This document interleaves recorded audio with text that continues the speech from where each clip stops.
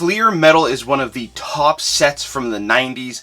All the years are very sought after, but especially the years with PMGs. Today we are opening some long-awaited Fleer Metal packs and the chance to get plenty of great inserts, but also looking for those PMGs. Let's get right into it.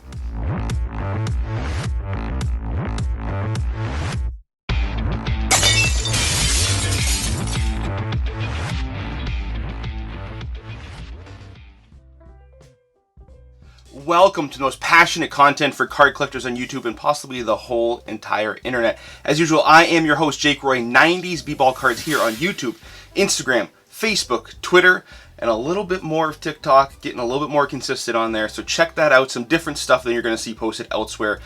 So trying to play around with that platform. So today we are busting through Fleer Metal. I've had these packs for a while. I've been waiting, trying to save them for a special time in Thanksgiving.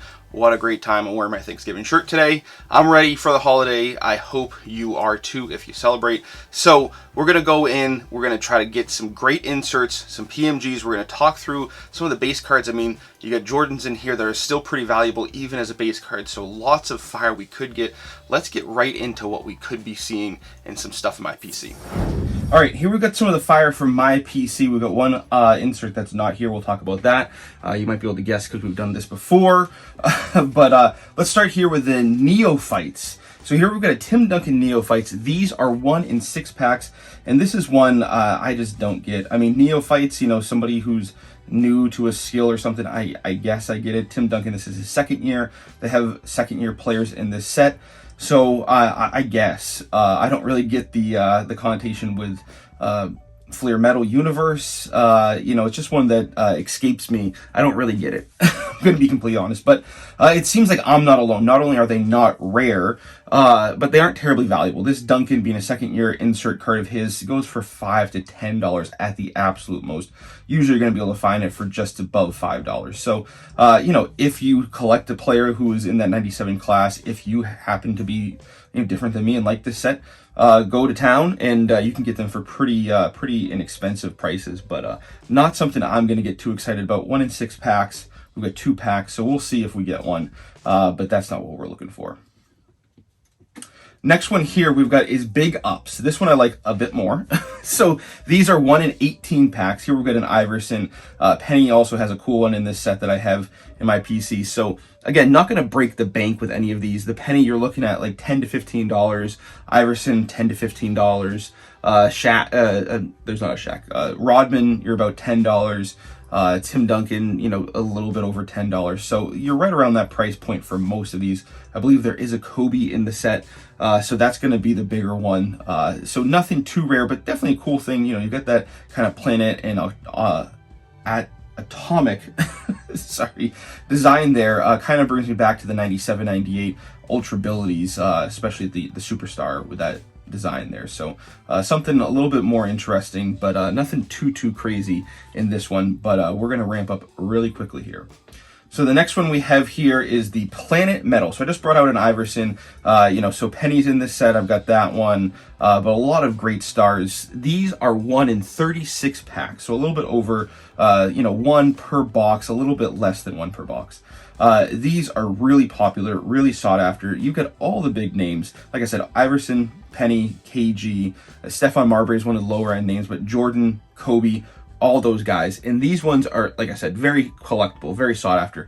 Penny, you're looking at about $50. KG, Shaq, Shaq's a little bit more. Iverson's about 50. Rodman's about 50 to 60. So they're all right around that range. And then when you get up to the Kobe, you're looking at $250 to $300 for that one. And then the Jordan, you're looking at $800 or more. These are condition sensitive. You know, people want to see these in good shape, and usually the graded copies sell the best, especially when you're looking at the Jordans and the Kobe's. So we'll see if we get lucky with one of these. They should be pretty easy to tell, and we hope that there's no sticking on these with that little foil on there. You know, that's always something that's going to pop. Really cool cards. I really like these. The next one we have is an interesting one. 2 for me, 0 for you. So this was highlighting players for their offensive and defensive talents.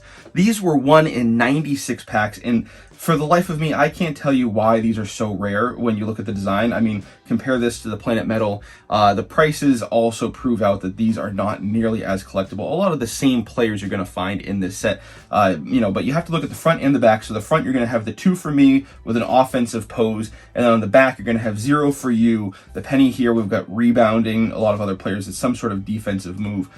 So that's kind of the theme there. 1 in 96 packs, very hard to pull, but not the most exciting thing. I would much rather see a Jordan Planet Metal than a Jordan 2 for me, 0 for you. The Jordan sells for about $250 to $300, so significantly less than the Planet Metal. So that kind of goes to show you the popularity and the design aspects that that people like better. The Shaq, you're looking at about $60 to $70, whereas with the Planet Metal, you're looking at like $70 to $80 for the Shaq. So, you know, something there that is definitely not easy to find, not easy to pull, but not the most valuable when you consider how scarce it is, especially in comparison to other stuff in this set as well. The next insert we have here is really the one that everybody's going to get excited for. Linchpins. So here we've got a KG. These are 1 in 360 packs. So, you know, you're looking about 1 per 1.5 or 2 cases. Very rare, very hard to pull, very cool with that laser cut. You know, you got those linchpins flying everywhere. Really cool stuff. I love this one of KG, especially the colors there with that black uniform. There is no penny, so KG's really my PC guy in this set. There's a Jordan, there's a Kobe, there's a Tim Duncan, so a lot of the big names, the best stars are in here. And the interesting thing with the Jordan is it's the same picture as you might recognize from the EXL from 95, 96, Natural Born Thrillers. So really cool sometimes for people that when you see that, it harkens you back to that set. And if you flip it over on the back, there's kind of like a little tribute to Jordan, because this was the year that he was no longer in the NBA, but they had the lockout. So lots of great stuff to enjoy with the Jordan. Like I said, a lot of big stars. The Jordan here, you're looking at closer to $5,000, $4,000 to $5,000 for a raw copy. Kobe, you're looking at $500 to $600. This KG, it's about $150 or so. Tim Duncan, you're looking at about $350. Definitely gets that second year boost. So any one of these is going to be exciting. I mean, you do have some lesser stars. Antoine Walker, for example, is in this set as well. So definitely, if you like the set, go and get one of those cheaper ones. But if you're looking for a Jordan, you know, you got to save up in your piggy bank to get that guy, because it is very collectible, very sought after, especially in a high grade or something that looks like it might grade highly. So the insert that we don't have here is the autographics. This is the year that Fleer and Skybox merged, so a lot of the Fleer sets have Skybox autographics in them as well. So the Skybox autographics are 1 in 68 packs. Would love to see us get some of those, but it's hard to know who you're going to get. We've talked about that before. There's different checklists for different sets. So if we get one, that's cool, but a lot of these inserts are just as cool and just as collectible. But the thing we're really here for are the PMGs. So here I've got 2 that are in my collection. Neither of them are basketball. They're both football. The basketball ones are pretty expensive, pretty hard to find. So we've got a Jason Elam. I love Jason Elam. Growing up watching him, one of the great kickers of all time. And then we've got an Antoine Smith here and a PSA 6. A lot of Patriots fans know him. This is him with the Buffalo Bills, though, so a little bit lesser collectible potentially. But the thing that I wanted to point out here, so the PMGs have kind of a gold finish, a little bit of a gold rainbow. So that's what is going to make it stand out from the regular silver metal. They also on the back are numbered to 50 each. So these are just as rare as the PMG Championship version from 97-98, more rare than the PMG Reds from 97-98 for both sports. But they're significantly cheaper, a little bit less collectible. They don't pop as much as those colored ones, but they are just as condition sensitive. So you see here, I've got the Antoine Smith in a 6. I've got another card from the set that's in a PSA 3. And really getting something PSA graded from PMGs, the grade can add to it if it's a high grade, but it does not take away from it if it's low grade. You really want it for the authentication. People know that these things chip and get dinged on the corners all the time. So the low grades aren't necessarily going to kill the value, and it doesn't deter me. It doesn't deter many collectors. If you want a PMG, there's so few of them. They are so scarce. You want to make sure it's authentic, and that's what that PSA grade is going to do for you. You're going to give you that reassurance something is real. So we want to see PMGs. We want to see at least a PMG. That would be great, but incredibly hard to pull. So a common player for basketball would be about $200. So any player you get is going to be hundreds of dollars. And if you get a Jordan or a Kobe or some of those great stars, it's going to be thousands of dollars. So incredibly exciting if we were to pull one. Just 2 packs, not expecting it, but definitely hoping for a little bit of that magic. So let's bust right into these packs and hope we get something crazy. All right, and one thing I did not mention yet, but you might have already noticed, these are hobby packs. You must get hobby packs for the chance to get PMGs. PMGs will not be in retail packs. So if you see retail packs on eBay or retail box going for exorbitant amounts of money that is looking for Linchpins, that's looking for planet metals, those type of things you can pull in retail packs. You could not get PMGs. That is what everybody really wants. If you're going to be truly honest, that's going to be the most expensive, the most valuable stuff. Those are only in hobby packs. So I wanted to make sure to note that. You will notice hobby packs, horizontal pictures, vertical will be the retail packs. So if you don't notice the little H or the R, that's another way that you can tell horizontal versus vertical. So let's bust in pack number 1. All right, so we've got a little promotional. All right, flip them over. Mario Ellie. I'm expecting these might stick a little bit. Hopefully it's not too bad. Hopefully there's no paper loss.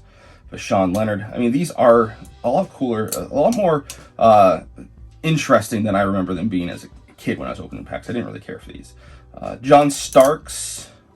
There we go with the neophytes. All right, so beat the odds significantly. Tim Thomas, not the biggest star in that set, but really cool to pull an insert of any. But hopefully we get more inserts, right?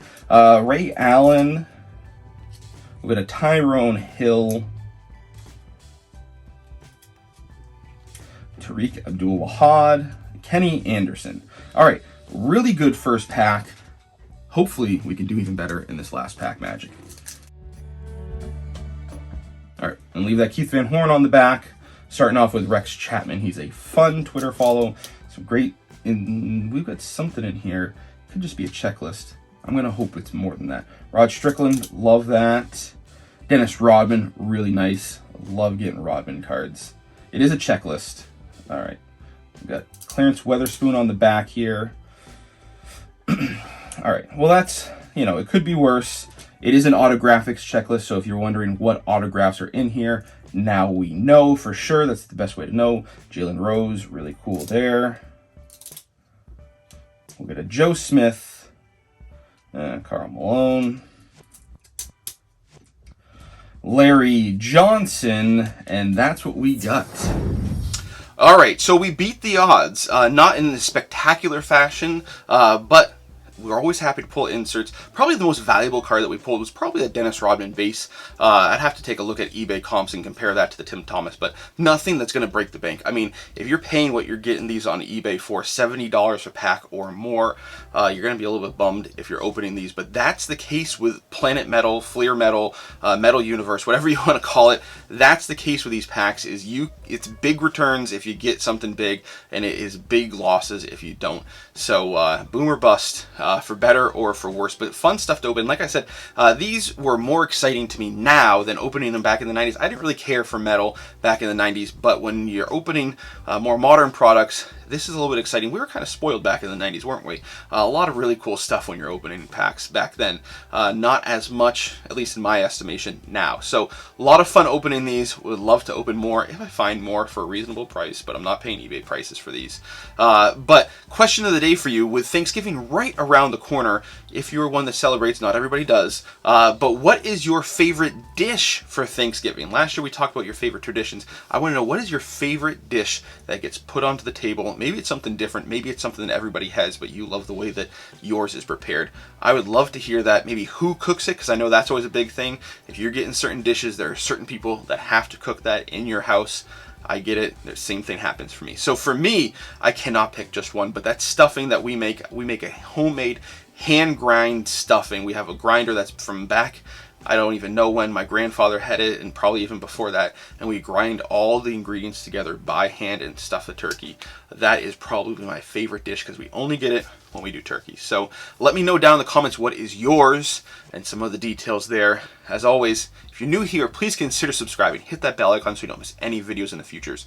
New videos dropping once every week, maybe twice. Pack openings, looks into my PC, some interviews with collectors, and so much more. Thanks. We'll talk later.